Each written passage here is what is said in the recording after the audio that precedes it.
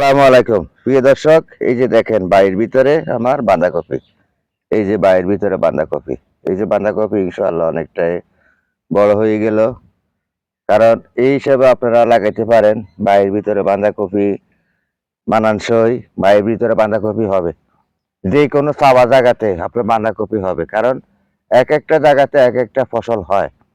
কিন্তু বাঁধাকপি আপনি বাড়ির ভিতরে যে কোনো জায়গাতে লাগাবেন সেখানে মানানসই হবে। পুকুর পাড়ে লাগান, বাড়ির উঠানে লাগান, বিল্ডিং এর ছাদে ক্যারাডের মাধ্যমে চাষাবাদ করেন, সেখানেও আপনার এই বাঁধাকপি হবে। এই যে দেখেন বাঁধাকপি কি সুন্দরভাবে বেড়ে উঠছে।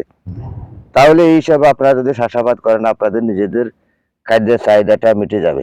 এই যে শুধু এটা নয়, আমার আরো আছে বাঁধাকপি।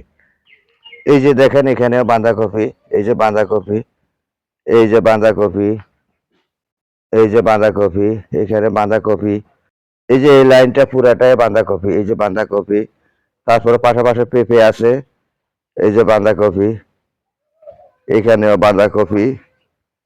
তাই আপনাদেরকে বলি, আপনারা ঘরে বসে না থেকে আপনাদের নিজের খাদ্যের চাহিদা আপনারা নিজেরাই পূরণ করতে পারেন।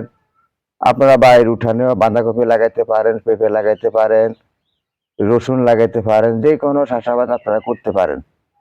তাই আশা করি আপনারা বুঝতে পারতেছেন। আপনারা তাহলে আপনাদের বাড়ির উঠানে এই রসুন লাগান, পেঁয়াজ লাগান, বিল্ডিং এর ছাদে লাগাইতে পারবেন, কিংবা বাঁধাকপি যেখানে সেখানে মানানসই সেখানে লাগাইতে পারবেন ইনশাআল্লাহ। অনায়াসে আপনার বাঁধাকপি, এই যে বাঁধাকপি কিভাবে বসে যাচ্ছে, হয়ে যাচ্ছে।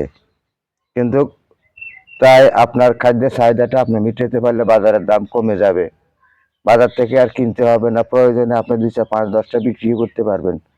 আশা করি বুঝতে পারতেছেন। সেই প্রত্যাশা রেখে এখান থেকে বিদায় নিচ্ছি। আসসালামু আলাইকুম।